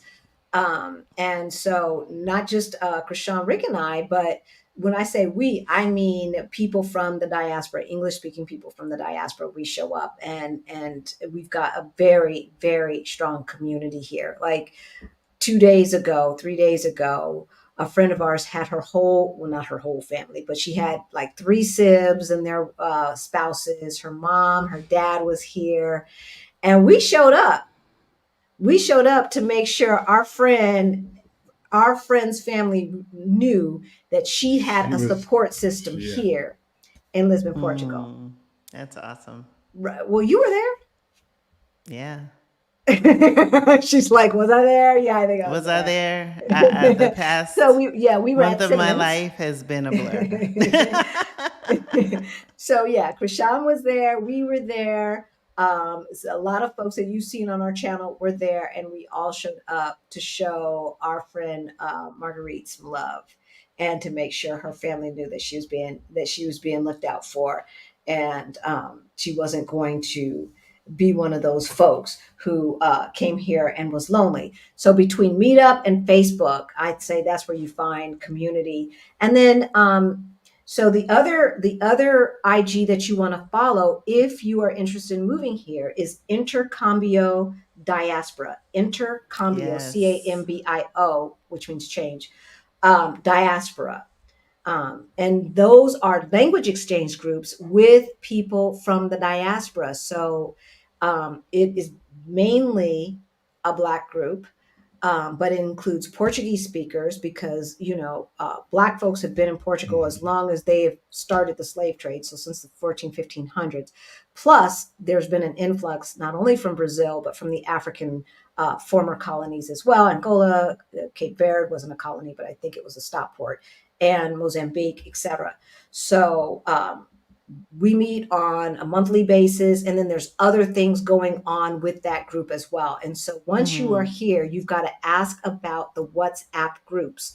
Some of the WhatsApp groups are only for people who are living here or who are in the process, have already started the process to move here, like had their appointment and stuff like that. But once you're in the groups, anything that you need to know, somebody in there has the answer. And so the support system is on point. And then Black-owned businesses. I want to give a shout out to Heather, because she really has been on top of this.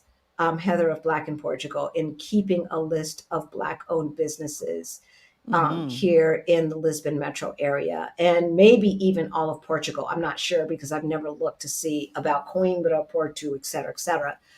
But we know who the Black-owned business, and when we say Black-owned, that doesn't mean that they're American.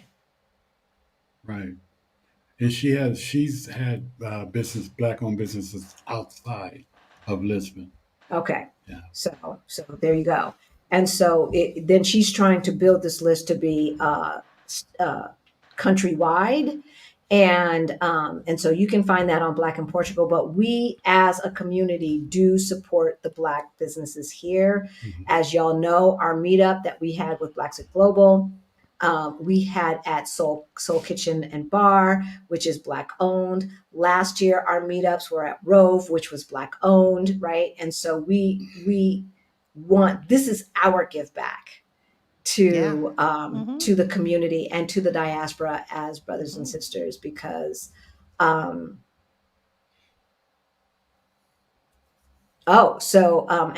thank you. See, I didn't think it was a colony. I thought it was talking about Cape Verde. I thought I read that it was a way station, but that it was never really officially a part of Portugal. So I obviously misread. So maybe it was a way station and can you get your phone? Maybe it was a way station and a former colony. But the interesting thing is a lot of the Cape Verdeans look very racially intermixed. Um, and that was another thing that was interesting to me that I was reading about some of the sailors just staying there, but then without their wives. And we know what happens when men are without their wives. But thank you, Antonio, for that information. All right, we're going to wrap this up really quick. Let's get to some more questions. I'm going to start.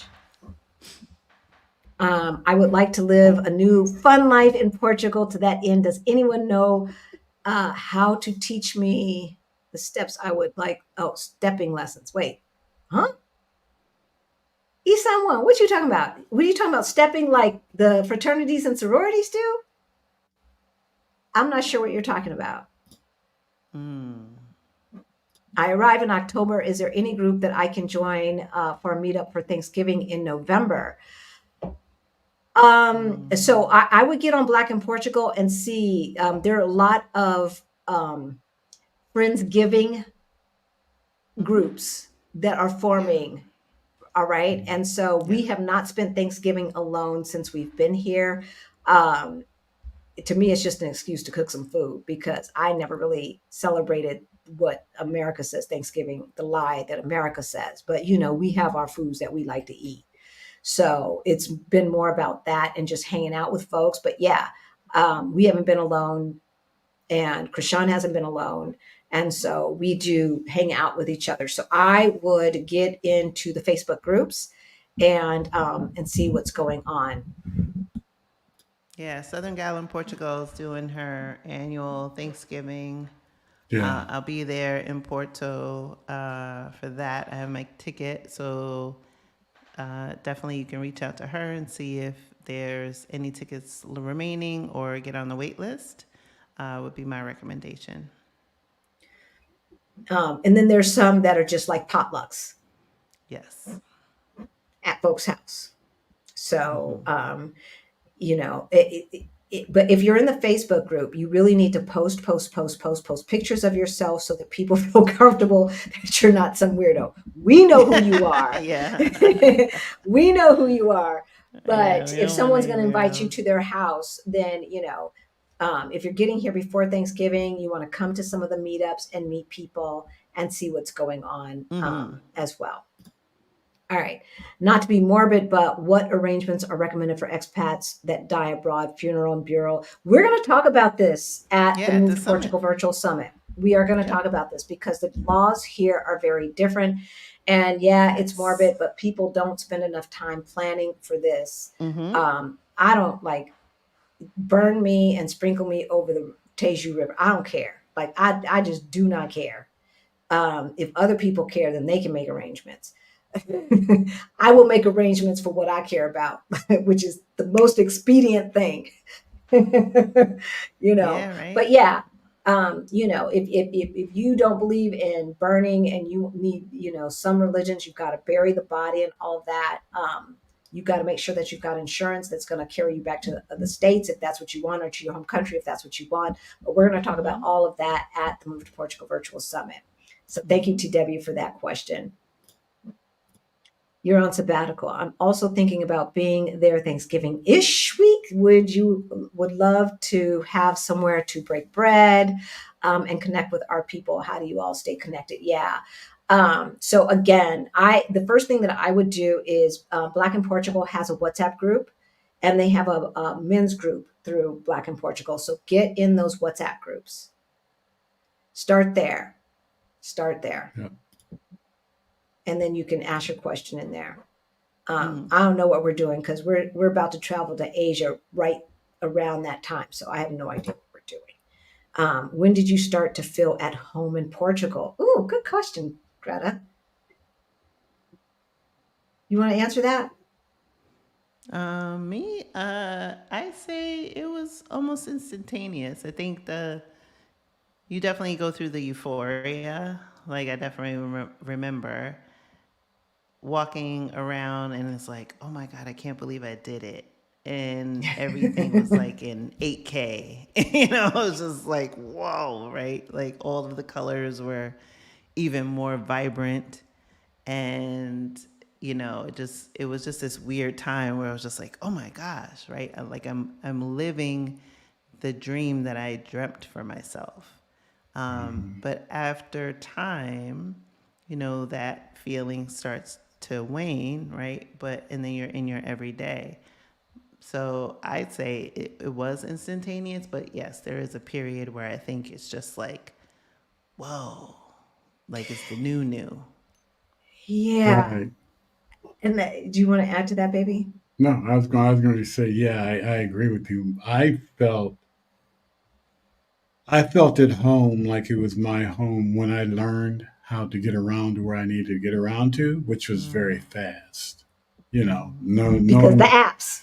knowing to get on the metros and different things like that. Mm-hmm. To my comfortability was, oh, okay, I can get here. I know if you drop me off in Kashkash, I know how to get back home. Mm-hmm. So I feel a lot more comfortable.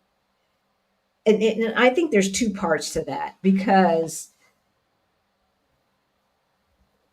I felt at home when I walked to the first restaurant looking for Wi-Fi and he started speaking to me in Portuguese. Mm-hmm. So that was on our scouting trip. And I was talking to someone at Marguerite's dinner the other night, and then again, I met a lady that I had never met before, and she's been here almost as long as we have. Mm-hmm. The community here is a lot bigger than what you see online. Mm-hmm. Um, we're going to have some new people speaking. I was just Mm-hmm. thinking about at the Move to Portugal Virtual Summit, some people who have been here for a long time but don't tend to do things like this, and we have kind of talked them into doing it. So this is going to be good. But yeah, the lady was sitting next to me. I'd never met her before, and she moved here like 4 months after we did. Wow. Right? Just goes to show you. But so and I say that to say she agreed with me. For me, there is something magical about Portugal. Mm-hmm. And it's not something that I can, that's tangible. It's a feeling, it's a vibe, it's a spirit that, um, I don't know, but it is a welcoming feeling that you feel here. And even it's so funny because when we were on the other side of the river and one could say from American standards, it's a working class neighborhood. I hate to use that language, but a little less income in the area that we were staying. People were walking with purpose and this and that. And, this is not a Botox country. So people have got the frown lines. And Rick's like, doesn't anybody smile around here? And yet, and still, it was so welcoming. Remember the lady at the corner store, and we were trying to use our knee for the very first time, and she was working with us. She could not speak any English. And we were Google translating. And of course, Google Translate at the time was all in Brazilian Portuguese. But she was, by the time we left, because we were in that apartment for 3 weeks. So we would see her every few days. And from like day two, it was home. The first Greta, the first breakfast that we had in Portugal, and we've told this story before, the lady's little card machine, her credit card machine was down, and we didn't have any euros yet, and so I had to go to the ATM. Somebody was going to the ATM machine. She's like, no, no, no, no. You can go later. Just sit down, relax, have your coffee, have your breakfast, and then go. It's all good. That's when you know you're home. That's when you know you're home. So there's that piece. There's the feeling that you feel welcome. But then once it doesn't feel new again, I'm in between. I'm in between. I still sometimes when I walk around, I'm like, I live in Portugal. Well, yeah, I think we all do that still. I live in Yeah. Portugal. I had to I'm pinch in myself. Portugal, y'all. right? But then I could walk around this neighborhood with my eyes closed. I know it so well. I know that the cobblestones are up over there, so I'm gonna walk over here and this and that and the other. And I know, I know with the cat that sits in the window and all of that the grocery stores, what the grocery stores have, who the owners of the Mercados are and stuff like that. And it's interesting because I'll see the owners and or workers at the places that we shop out of context, walking down the street on the public transportation, and they speak. They don't know my name, but Botard, and I'm like, oh, hey, Botard, to the bank. And that's all I got. Don't ask me nothing else. That's all I got. To the bank. If we know we won't be moving before 2026, should we wait to attend the summit or can we start this far ahead? We might not have a summit in 2025, y'all. That's to be determined. TBD. That's to be determined. And so, to get the information that you need I don't know how many, Shanora, how many times you've been here, but to get the information that you need. And I don't see the rules changing tremendously because everything that was on the chopping block has already been chopped. So that the golden visa, et cetera, right? Like, so unless they just stop immigration altogether, I'd say come this year, because then you will know what you need to get in place for next year. Absolutely. Do you have a 30-day Lisbon, Portugal scouting plan? Meetup, Juneteenth festival, and how is scouting neighborhoods planned? I do have a scouting list, but not like day one do this, day two do that, day three do that, because everybody's different and everybody has different needs and people operate differently. Exactly. But for the June meetup, we can tell you when the St. Anthony's Festival is usually the week before the meetup. And then Juneteenth falls in between there. There's 2 organizations at this point right now that have Juneteenth celebrations, and then our meetup is in between there. The festivals, I usually, for the people who are in the meetup, I usually put a link to the site that has the dates, because St. Anthony's in Lisbon proper, the main one with the parade and all of that is on one day, but that whole month there are street festivals going around in different neighborhoods, and I would say up and down the country.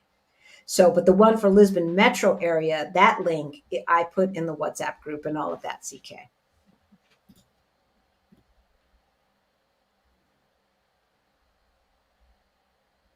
Is it hard? I think she means, is it, right? Hard to connect with expats if not living in Lisbon, planning to live in Lisbon, but more in the Silver Coast, small cities near the beach. No, I wouldn't say so. Get in Black in Portugal and the Black in Portugal WhatsApp group, because most of the Black folks are in those WhatsApp groups all over the country. It's not just Lisbon proper. Right. I mean, well, Obi lives out in the Silver Coast. There's a lot of Makes people it that like live there's a out. lot of people who live on the Silver Coast and come back in or Yeah, invite folks out to where they are. yeah, exactly, exactly. So if you're watching Obi, sorry we missed your party yesterday. We was tired. When did you start to feel at home? Okay, ask that. Amazing how we were nothing until they found us. Right, right. That's just all I'm saying. Yet they are now returning to our priceless art and artifacts in Benin. See, I know, and we know, and it's global, y'all. It's not just Americans, right? Like the white supremacy attitude is global. And what's so sad is it's interesting because I was listening to this white woman down in South Africa say the saddest thing is when she sees Black folks endorsing white supremacy. That's what saddens her heart as much as the fact that her brothers and sisters are, thinking that they're better just because of their DNA. How long does it take on average to find your desired apartment? Can It vary. depends. We found ours in a week. Like if you want the world for €1,200, it's going to take you a minute. Mm-hmm. If you have a budget of 2,500, it's not going to take you as long. Mm-hmm. Right? So yeah. There are plenty of apartments available. It just depends on what your budget is and what you cannot live without. So we are living without a dryer in our apartment. And Same. most apartments that come with equipped kitchens do not come with a washer and dryer. They do come often with a washer. Not all the time, but often with a washer. And then you're drying your stuff on a drying rack or hanging it on the line. And that is more the norm than not. I do know folks who have washer and dryers and they pay for that. They pay a premium. Like their apartments cost more than that same 2-bedroom apartment would cost without it, Mm-hmm. or a 3-bedroom, whatever. Oops. Okay, why does that keep coming up? Yes, they do carry firearms. The PSP, the what I call the city police, they carry sidearms. Yeah, this is not England. No. And when we were in Spain, I remember most of the cops that we saw also had like machine guns. If something is going on, there's a big event or something's really, really big going on, diplomats or something like that, then you'll see the GNR with heavier weapons. But, that's not an everyday thing to see that. Yeah, very true. Like in different places you go to Spain, you'll see it more. Yep. Mm-hmm. Yep, exactly. How do you manage finding ingredients that you're accustomed to from the U.S.? Have somebody from the U.S. bring them to you. Yeah, pretty much. That's one way. I mean, look, you can pretty much find all of the spices that you want here. You might not find those mixed spices, right? Mm-hmm.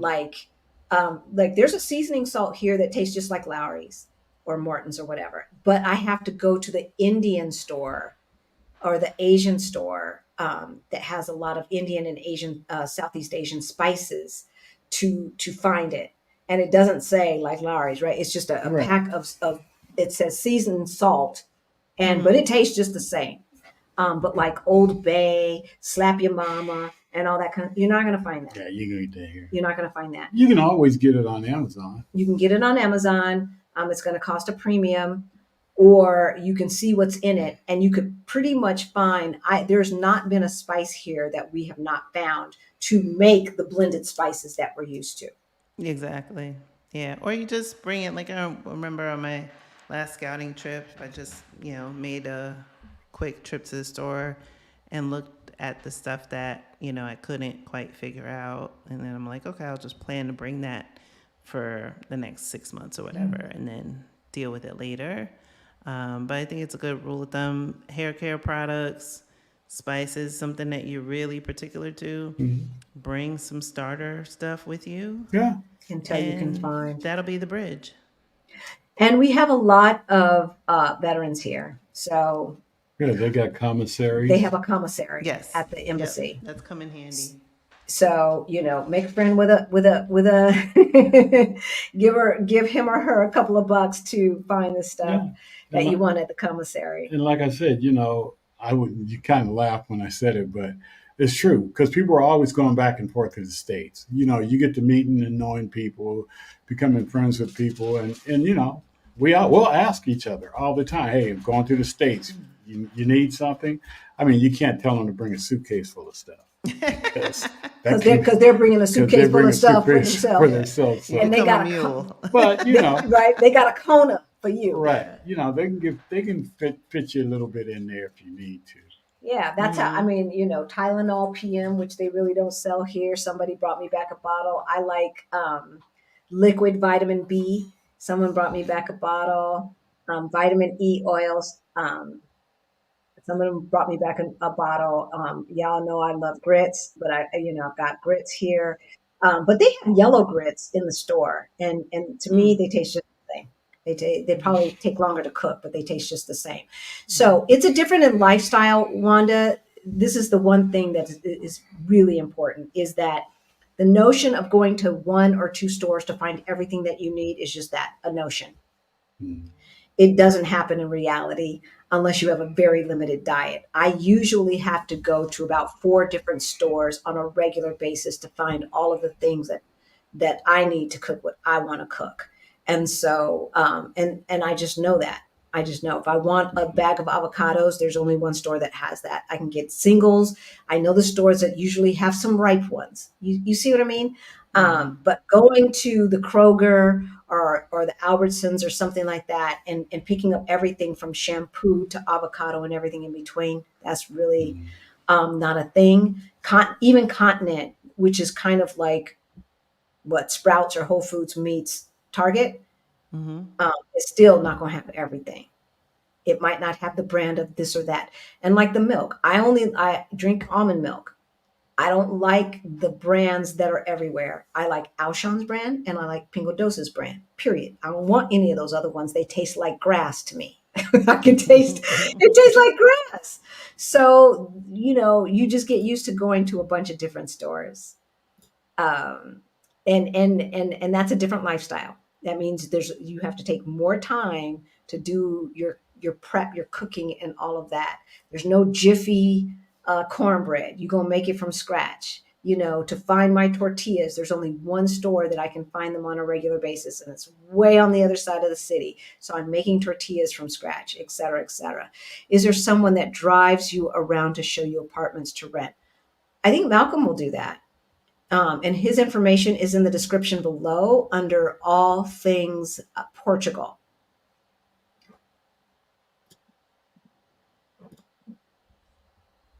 Can you bring over? Yes, you can.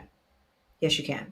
You can bring over the counter medicine here. Only thing you have issues bringing is narcotics. Yeah, but like Tylenol, cold medicine, allergy medicine, all of that stuff, Benadryl type stuff. Yeah. But if it's a prescription for you, you can, Then just make sure you have the prescription with you. just make sure you have the prescription. Or that it's on the label of your bottle.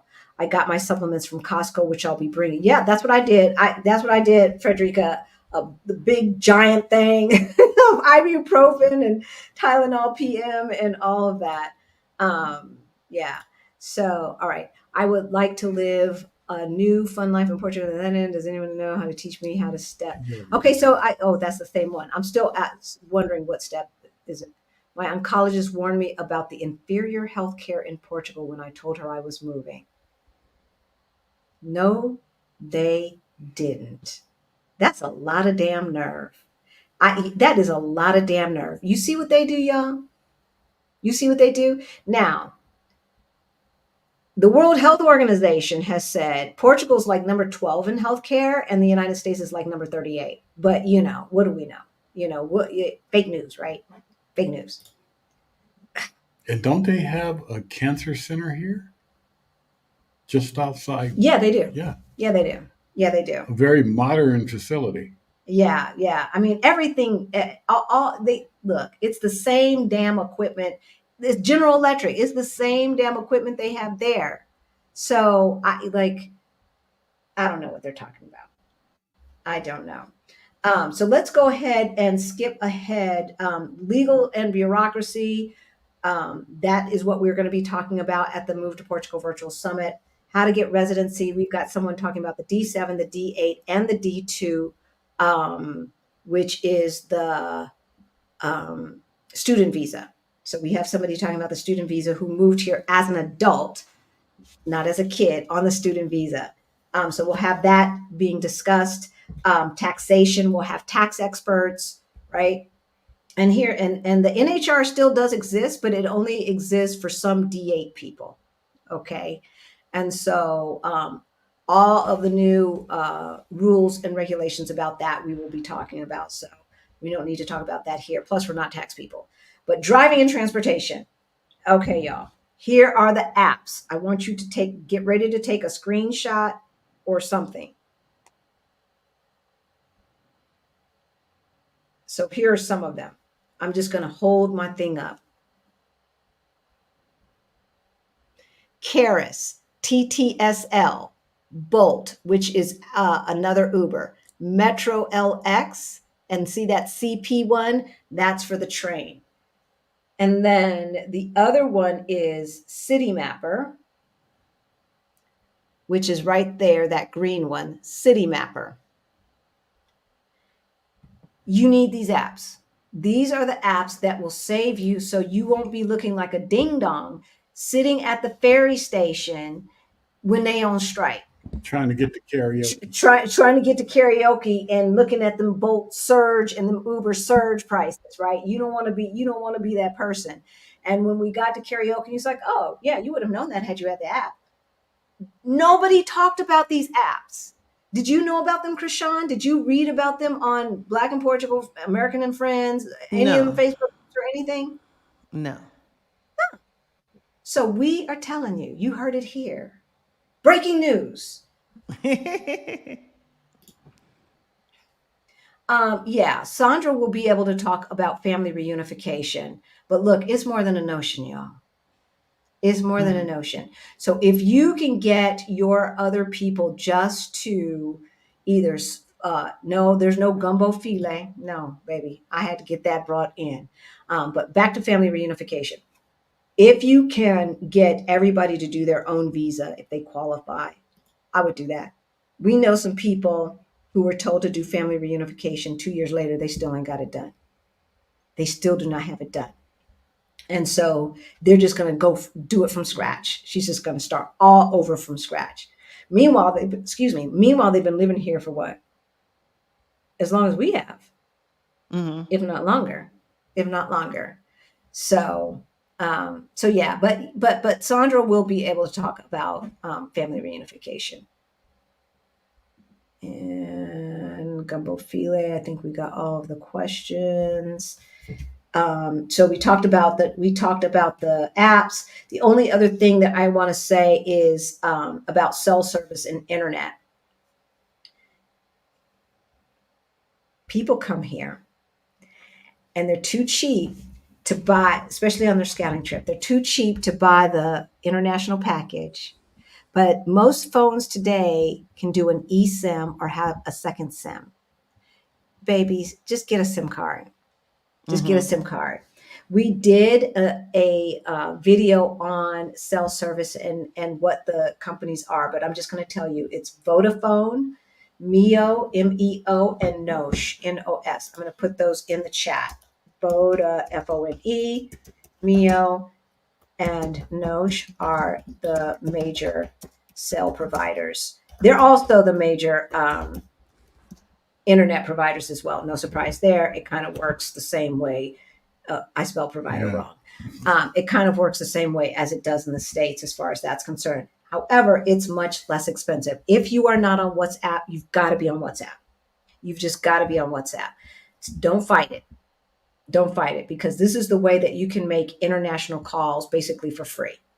And regardless, as long as you've got Wi-Fi. And pretty much everybody here is on WhatsApp because that's how we communicate with each other on a daily basis. Yeah.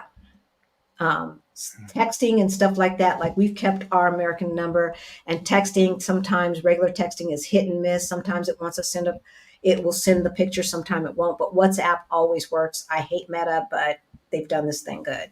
And so, WhatsApp is definitely the way to go when it comes to communication. And then don't be cheap. Go ahead. Y'all, be nice to yourself. You cannot navigate a city without data. Not in 2024. You just can't. So be nice to yourself and go ahead and spend the money to get that SIM card. And I would get a SIM card before I would get the data plan, the international data plan. Maybe I get the international data plan that you can do day by day. So the first day when you land, you could go ahead and get your Uber, because you don't want to get a SIM card at the airport. It's going to be more expensive. All right.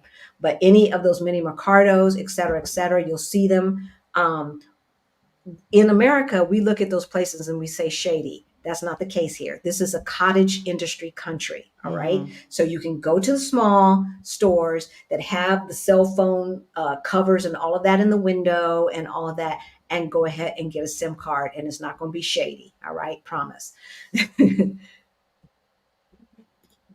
Did I mention the rent prices have come down, or did Chrishan mention the rent prices have come down? In some areas, but I wouldn't get a ticket to the summit. Yeah, That's definitely. Gonna be my answer for the remainder of the questions. Yes, no, seriously, because I think they're leveling off. I'm not sure that they've necessarily come down, but then you know what? I'm not out there looking, Greta, to be perfectly honest. But we will have somebody on there who's been looking for a long time, and they will know whether the prices have come down. Krishan, isn't there a service you used to use that will rent my apartment for the D7 without me being there? Huh? But we'll talk about that at the summit. Service you use that will rent my apartment. What do you mean rent my apartment for the D7? That will rent an apartment for. Jess, you might have a typo in there. I'm not sure what you mean by that. I'm not sure what you mean. All right. So we are going to let you go. We talked about cultural adjustments. We talked about daily living and social life, as well as all of the apps that didn't nobody tell us before we moved here. Right? Y'all heard it here first. You heard it here first. So again, our Move to Portugal Virtual Summit, the tickets are on sale. They are the information is in the description below. I'm going to go ahead and put it in the chat once more. There is the link. It just got up. The price will be going up. The price will be going up, so you don't want to wait. This is all virtual. Y'all know we come correct. The folks who were there last year will let you know, and we will be rolling out some other testimonies. But you don't want to get played. You don't want to get played and wait, and then you see the price, and then the next day you look and it's gone up. Yeah, this is an investment in you, right? And so pay the money to invest in yourself so that you don't have to pay more later because you decide to play it cheap today. Yeah, I know some folks who DIY'd. And it cost them. It cost them. And it's like, you don't want to be show the apps again. Girl, you're gonna have to watch the replay. You don't want to be you don't want to be what do they say? Penny wise and pound foolish. Here are the apps again. Oh, see, you're so organized. You got them in a folder. I do. I do. I'm not naturally organized, so it has to be a conscious decision to. Otherwise, I think I might be a little bit ADHD.